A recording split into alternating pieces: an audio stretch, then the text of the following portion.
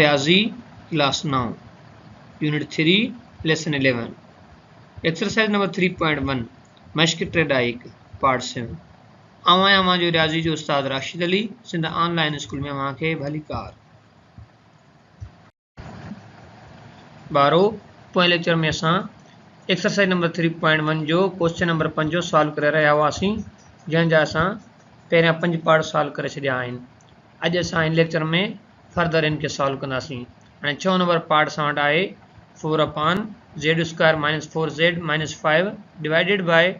2/4z² - 4। सभ खां पहिरियां छा कंदासीं, असां लिखंदासीं सॉल्यूशन लिखण खां बाद में पहिरियों स्टेप सेम। हाणे असांखे छा करिणो आहे, इनके सादी सूरत में आणिणो आहे। ठीकु आहे ॿारो। हाणे तव्हां तवजो ॾियो, सभ खां पहिरियां असां पहिरियों स्टेप छॾींदासीं। छा थींदो इज़ इक्वल टू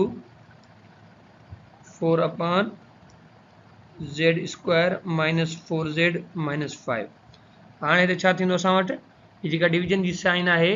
असां हुनखे छा में मटाईंदासीं, मल्टीप्लिकेशन में। ऐं पोइ छा थींदो, हीअ जेको अंश आहे उहो छेद थी वेंदो ऐं जो छेद आहे उहो अंश में तब्दील थी वेंदो। त पोइ असां हिते लिखंदासीं इंटू 4z² - 4/2। ॿारो हाणे तवजो ॾियो, हाणे ॾिसो हिन साइड हिते छा थींदो, असां हिनखे लिखंदासीं 2z² - 2²। ठीकु आहे, यानी हिते असां पोइ अॻिते हली करे a² - b² जो फार्मूला आणंदासीं। पर हाणे हीउ जेको आहे इनखे कीअं सॉल्व कयूं फर्दर, ॿारो ॾिसो हाणे हिन ते a - b² वारो फार्मूलो बि इस्तेमालु न पियो थिए। ठीकु आहे ॿारो। ऐं उन खां अलावा जेको आहे a² - b² जो फार्मूला अप्लाई न पियो थिए। ठीकु आहे, यानी हिन जा जुज़ा हिते न पिया निकिरनि। पोइ हाणे असां कीअं कंदासीं, हिन जा जुज़ा कीअं कढूं, इनखे फर्दर सिंप्लीफाई करण जे लाइ त हिते असां हिन ते मिड टर्म ब्रेक वारो फार्मूला इस्तेमालु कंदासीं। मां तव्हांखे पोइ हिते उहो सेखारे आयो आहियां, उमेदु आहे तव्हांखे उहो यादि हूंदो। हाणे ॾिसो ॿारो तवजो ॾियो, लिखंदासीं इज़ इक्वल टू 4/z²। ॾिसो ॿारो, हाणे हिते -4z आहे न हिते। हाणे हिनखे मां अहिड़नि ॿिनि नंबरनि में टोड़ां। ठीकु आहे, जॾहिं मां हुन नंबरनि खे जोड़ कयां त जवाबु मिले -4z, त उहे कहिड़ा हूंदा। हाणे ॾिसो हिते मां लिखां थो is equal two -5z + 1z छा जे बराबरि थी वेंदो, इहो बराबरि थींदो -4z जे। ठीकु आहे, ऐं जॾहिं मां -5z खे ज़र्ब कयां z सां, जवाबु मूंखे छा मिले -5z²। यानी जेके ॿाहिरियां असां वटि जेके टर्म पिया आहिनि, हिकिड़ो z² ऐं -5² उन्हनि जी ज़र्ब जे बराबरि। ईअं थिए पियो, जी हा बिल्कुलु थिए पियो। त पोइ हाणे ही टर्म कहिड़नि ॿिनि नंबरनि में टुटो, उहे आहिनि हिते थी वेंदो -5z + z - 5 इंटू 2z² - 2²/2। पर हाणे असां हिनखे फर्दर सिंप्लीफाई कंदासीं। छा थींदो अॻिते इज़ इक्वल टू 4/, हिते छा थींदो ॾिसो ॿारो। हाणे हिन मां असां कॉमन कढण जी कोशिशि कंदासीं। हिते z पियो आहे, हिन में बि z पियो आहे, z ही ॿाहिरि निकिरी ईंदो, z कॉमन निकिरी आयो, अंदरि छा बचंदो हिते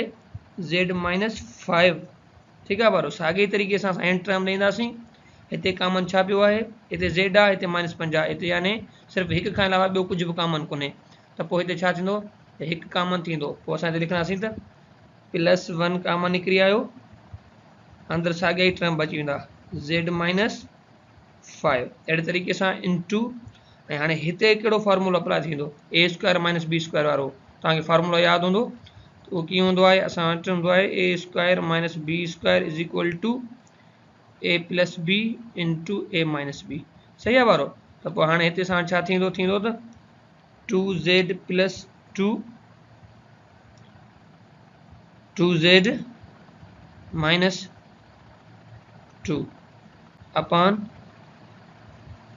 2/2 अहिड़े तरीक़े सां।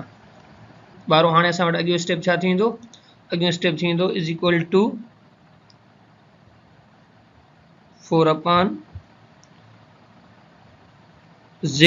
- 5 इंटू z + 1। ठीकु आहे ॿारो। हाणे इहे असांजा छा थी विया, हाणे इहे हिते असांजा फैक्टर निकिरी आया हुआ। सही आहे ॿारो, इहे जेके आहिनि जुज़ा थी विया। हाणे हिते छा थींदो 2 हिन में बि कॉमन पियो आहे हिन में बि कॉमन पियो आहे हिन मां बि इन ब्रैकेट मां 2 कॉमन निकिरंदो हिन ब्रैकेट मां बि 2 कॉमन निकिरंदो त पोइ हाणे असांखे कीअं लिखंदासीं असांखे लिखंदासीं त इनटू 2 इंटू z प्लस 1 बी ब्रैकेट मां बि 2 निकितो 2 ॿाहिरि निकिरी आयो हिते मां जेका डॉट लगायो आहे यानी मल्टीप्लिकेशन में आहे इंटू z माइनस 1 अपॉन 2 ठीक है बारो हाणे छा थींदो हिते जेके शयूं कैंसिल थींदियूं उहे कैंसिल करे छॾींदासीं बाक़ी जेके बची पवंदियूं उहे लिखंदासीं हिते छा आहे z प्लस 1 आहे इहो z प्लस 1 हिन z प्लस 1 में ख़तमु थी वेंदो ही z प्लस 1 हिन z प्लस 1 में ख़तमु थी वियो ही जेको 2 पियो आहे इन 2 में ख़तमु थी वियो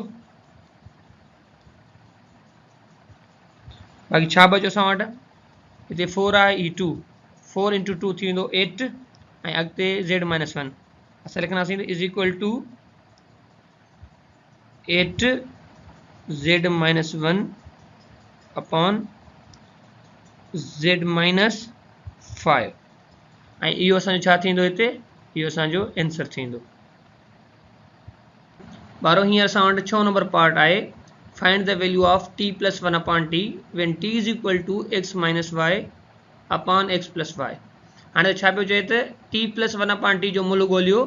जॾहिं त t छा जे बराबरि आहे उहा बराबरि आहे x minus y upon x plus y सभ खां पहिरियों असां छा लिखंदासीं हिते असां लिखंदासीं सॉल्यूशन सॉल्यूशन लिखण खां बाद में असांखे मुल्ह छा जो ॻोल्हणो आहे उहो लिखींदासीं असांखे हिते मुल्ह ॻोल्हणो आहे t प्लस 1 अपॉन t जो त लिखंदासीं is equal to t plus 1 upon t असांखे हाणे हिन जो मुल्ह खपे इन जे लाइ असांखे हिकिड़ी हिंट गिवन आहे यानी कहिड़ी हिंट गिवन आहे त t जो मुल्ह गिवन आहे उहो लिखी था वञूं असां हिते लिखंदासीं त t is equal to x minus y upon x plus y हाणे ही जेको ही मुल्ह आहे उहो असां हिते जेकी t पियूं आहिनि उन t जी जाइ ते पुट करे था वञूं लिखंदासीं त is equal to x minus y upon x plus y plus 1 upon x minus y upon x plus y अहिड़े तरीक़े सां ॿारो हाणे हिते असां वटि अॻियो स्टेप छा थींदो उहो थींदो त is equal to x minus y upon x plus y plus हाणे ही छा जे बराबरि थींदो इहो बराबरि थी वेंदो असां वटि x plus y upon x minus y हाणे ॿारो तव्हां चवंदो त ही 1 नाले काॾे हलियो वियो हाणे ॾिसो हिन जे पोयां छा हुयो उहो मां तव्हांखे हिते ॿुधाए थो वञा हिते असां वटि असल में टर्म कुझु हिन तरीक़े सां गिवन हुयो 1 upon x minus y upon x plus y ठीकु आहे ॿारो हाणे ॾिसो ही जेको 1 आहे असां हुनखे कीअं लिखी था सघूं असां हिनखे लिखी सघूं था इज इक्वल टू 1 अपॉन 1 ठीकु आहे पोइ इहो divided by x minus y upon x plus y जॾहिं असांखे फर्दर सॉल्व कयोसीं छा थी वियो 1 अपॉन 1 साॻियो थी वियो हीअ जेका वंड जी साइन आहे उहा छा में तब्दील थी वई उहा ज़र्ब में छा थी वेंदो पोइ x plus y upon x minus y जॾहिं इहो ज़र्ब छॾायोसीं त पोइ जवाबु छा आयो इहो आयो x plus y x minus y हाणे हिते मूं छा कयो डायरेक्ट हिनखे लिखी छॾियो हुयो ऐं हिते हिन जे पोयां जेका सॼी कहाणी हुई इहो कीअं थियो मतिलबु तव्हांजे ज़हन में इहो सुवालु रहिजी आहे उन जे करे मां हिते तव्हांखे ॿुधायो हाणे मां हिनखे ख़तमु करे थो छॾियां पर हाणे हिते छा थींदो असां हिनखे जोड़ कंदासीं जोड़ करण जे लाइ असां पंहिंजी कढंदासीं एलसीएम जीअं त x प्लस वाई ऐं x माइनस वाई में ॿियो को बि कॉमन फैक्टर कोन्हे सवाइ हिक जे त पोइ हाणे हिन जी एलसीएम छा बीहंदी ही सेम ई बीहंदी त पोइ लिखंदासीं त इज़ इक्वल टू जेका हाणे एलसीएम थी उहा थी x plus y into x minus y सही आहे ॿारो हाणे छा कंदासीं असां एलसीएम खे x प्लस वाई सां जॾहिं असां वंड कंदासीं त पोइ असां वटि छा बचंदो x माइनस वाई हाणे पोइ x माइनस वाई खे खणी असां अंश सां ज़र्ब करे वेंदासीं पर हिते अंश बि सेम पियो आहे x माइनस वाई त उहो हिते लिखी वेंदासीं x माइनस वाई त पोइ हिते वेंदासीं प्लस साॻे तरीक़े सां असां एलसीएम खे छा सां वंड कंदासीं x माइनस वाई सां जॾहिं वंड कंदासीं पोइ छा बचंदो x प्लस वाई तो परियां इतने लिखूं था एक्स प्लस वाई तो वरी असां उनके अंश से ज़रब ॾींदासीं तो पोइ अंश घणो पियो आहे उहो बि सेम पियो आहे एक्स प्लस वाई पोइ हाणे लिखी था वञूं ठीक है बारो हाँ अगो स्टेप छा थींदो हिते पियो आहे A minus B into A minus B तो हिते हिकिड़ो फार्मूला अप्लाई थी वेंदो कहिड़ो फार्मूला अप्लाई थी वेंदो हिते फार्मूला अप्लाई थी वेंदो ॾिसो हाणे तवजो ॾियो जॾहिं असां वटि हुजे ए minus B into A minus B इहो छाजे बराबरि थी वेंदो आहे इहो बराबरि थी वेंदो आहे इहो बराबरि थींदो आहे A minus B whole square is equal to A square minus two A B plus B square ठीक आहे ऐं हिते वरी ॾिसो असां वटि छा पियो आहे एक्स प्लस वाई ठीक है ज़रब में तो इहो हाणे ॾिसो जेकॾहिं असां वटि छा हुजे A plus B into A plus B इहो छाजे बराबरि थी वेंदो इज इक्वल टू थींदो A plus B whole square is equal to A square plus two A B plus B square इहे शयूं तव्हांखे पंहिंजे ज़हन में रखणी पवंदियूं यानी हाणे हिन ते जेको फार्मूला अप्लाई थी वेंदो उहो ही वारो फार्मूला आहे त पोइ हाणे इहो छा थींदो अॻियो स्टेप थींदो is equal to x square minus two x into Y plus Y square पोइ असां छा थींदो हिते प्लस जी साइन साॻी ऐं हिते छा थींदो इनसाइड हिते ही फार्मूला अप्लाई थींदो A square plus two A B plus B square वारो हिते लिखंदासीं त X square plus two x into Y plus Y square ऐं हेठि छा बचंदो असां वटि X plus Y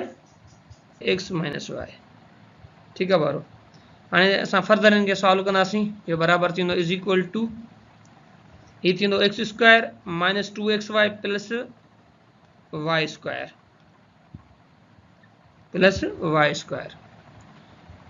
x square minus two x y plus Y square हाणे हीउ छाजे बराबरि थींदो x square plus two x y plus Y square plus x square plus two x y plus Y square बार ॾिसो हाणे हीउ जेको आहे न मथे कंहिं में कट कोन थींदो त असां हिन ते बि फार्मूला अप्लाई करे था छॾियूं हिन ते कहिड़ो फार्मूला अप्लाई थींदो जॾहिं असां वटि हुजे A plus B into A minus B उन फॉर्मेट में पियो आहे न इहो छाजे बराबरि थी वेंदो A square minus B square जे त पोइ असां हिनखे लिखी सघूं था छा त X square minus Y square जे बराबरि हाणे मथे में ॾिसो कुझु कट थियनि था जी हाँ हिते पियो आहे माइनस टू एक्स वाई हिते पियो आहे प्लस टू एक्स वाई इहो हिकु ॿिए में ख़तमु थी वेंदो बाक़ी असां वटि छा बचंदो असां वटि ॾिसो एक्स स्क्वायर जा घणा पिया आहिनि ॿ त लिखी सघूं था हीउ हिन में जोड़ थी वेंदो न असां हिनखे लिखी सघूं था त two x square y square असां वटि घणा पिया आहिनि ॿ त पोइ हिनखे लिखी सघूं था